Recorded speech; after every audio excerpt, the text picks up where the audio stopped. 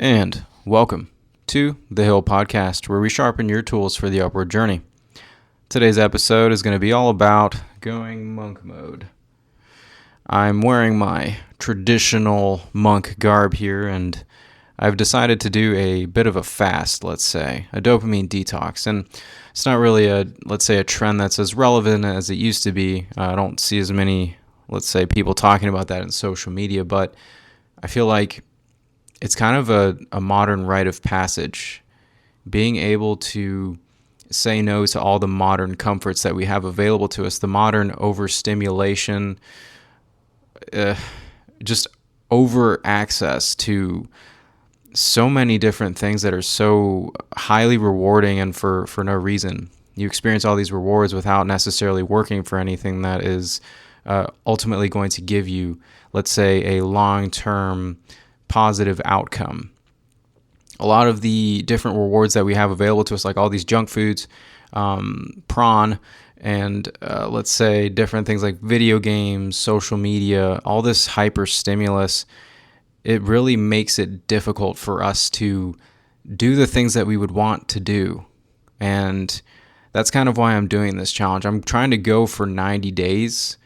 And the biggest rules that I have for myself are like no junk food, no social media scrolling, no video games, no FAP, all that stuff.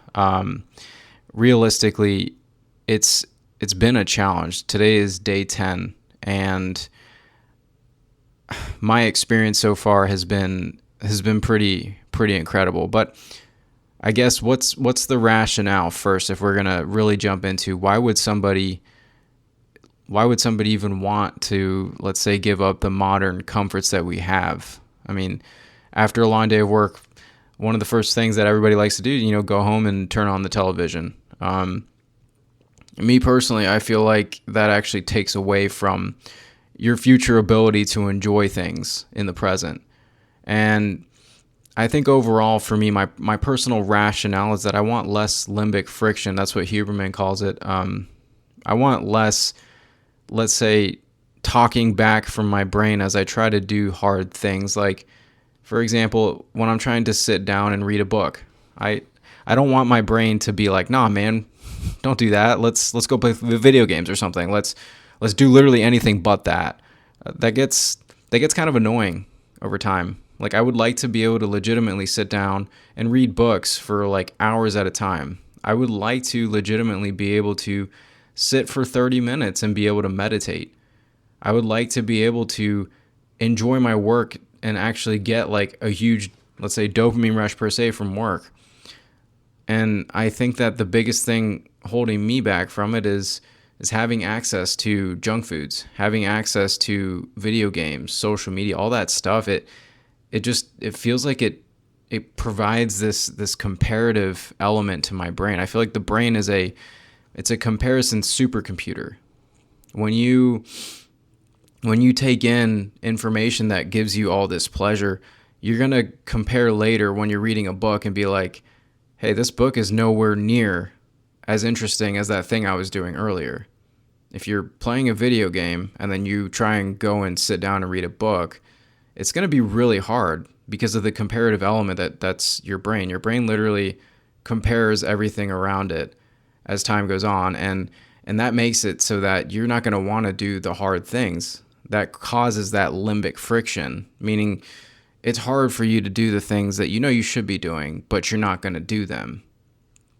So I guess that kind of brings me to, like, when I sat there and made this decision, it's like, let me follow each activity down the line and see where this takes me. What would happen if I just sat here and, let's say, played video games for 3-4 hours a day, watched Netflix for 3-4 hours a day? Over time, that doesn't like amount to anything really. It doesn't free you. It doesn't make you a more skillful person. It doesn't bring you ultimate happiness. It doesn't allow you to be a person that ultimately will look back later. Hypothetically, let's say you're on your deathbed, you're not going to look back and be like, man, I wish I watched more Netflix. It's not one of those things. Video games, Netflix, scrolling, none of those things really lead you to feel and have a more fulfilled life. So that's just kind of something that I've been playing with. And I think I just, I want to be proud, at the end of every day. I want to feel like I've put in 110%. I want to feel like the places where I've spent my time have been valid. And it's so funny. When I think about one of the most common arguments that I see for people, for why they can't do certain things like reading, or why after work they can't pursue their hobbies. You can't, make music. You can't play piano, play guitar, do art. You can't go to the gym. You can't do the things you should be doing. The common argument that I see is, I just want to relax. I just want to relax when I get home from work. I just want to, turn my brain off for a little bit. And, at first it's like, yeah, there's nothing wrong with that, right? Like, what could possibly go wrong with this? And realistically, there's the main issue that I'm seeing here is, again, it's that comparative element of the brain. When you go home and you create out of that the highlight of your day being when you can finally, kick off your shoes, have your legs up, having like a drink with you while you watch Netflix, if that becomes the highlight of your day, and you organize your entire limbic system, your reward system around that being the highlight of your day, then everything else leading up to that point is, by definition, and how you're kind of phrasing it to your brain, not the highlight. And that makes those things that much less interesting. For example, you're going to spend, let's say, typically like an 8-hour workday. The majority of your day, you're going to be spending it not enjoying doing what it is that you're doing. And that's going to take you out of flow state. That's not going to make work any more fun. So what would happen if we reduced that comparative element? Because we're saying to ourselves that when we get home, we're just going to relax and, playing video games, scrolling on social media, turning our brain off, all that hyper stimulus activity, our brain is going to remember that. And the entire reward system is going to kind of taper itself around that. So if that's the case, perhaps it would be wise for us to not do those things. Now, the question then becomes, how can you replace that activity with something that allows you to kind of relax a little bit after work? And, that's something that I've kind of been thinking about a little bit.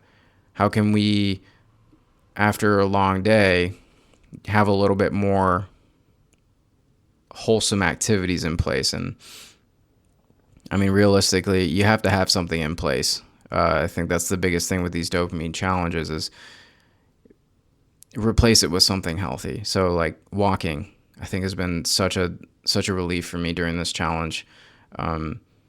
Listening to and I've allowed myself to do this. Generally speaking, there's only 3 days during the week that I allow myself to listen to music. And on those days, it's classical music and jazz. And I allow myself to just sit there and thoroughly enjoy that. I close my eyes and kind of let myself follow the music. And it's really a special experience. I think another thing that's really awesome to do is reading books. Like replacing TV time with reading books. It's a slower medium of taking in information, but it's so powerful. And that allows you to kind of, let's say, build your ability to process information, because you're taking words on a page and then putting it into your brain. And that whole process is powerful. It's a lot less passive. And I think if you keep your brain at least somewhat active and not as overstimulated, going to work will be that much easier for you. You're not going to be comparing as much. You're not going to find that work is going to be as difficult, because the highlight of your day isn't when you go home and start binging on whatever, pick your poison is. The highlight of your day is going to be the entire day itself. You're able to be more present because you're not comparing things as much. And I think that's the biggest thing I've noticed on this challenge. I think after day 2 and 3, I started hearing less of that voice that continues to ask me, what's next? What's next, man? What's the next hit? What's the next song that we're going to listen to? What's the next scroll that we're going to do on Instagram? What's the next video game we're going to play? it's massively reduced that voice. And secondarily, it almost feels like I just feel so much more at peace with myself. Again, this is only day 10, and I'm not going to say I'm 100% here, but it when I compare myself now on day 10 to days 2 and 3, dude, those days were rough.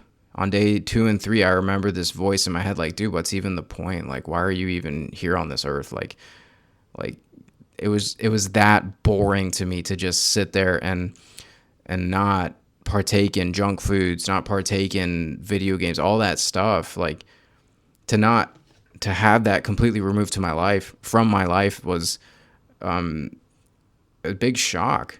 Days 2 and 3, like my body it felt legitimately like withdrawal symptoms. I was like, whoa, what is going on here, man?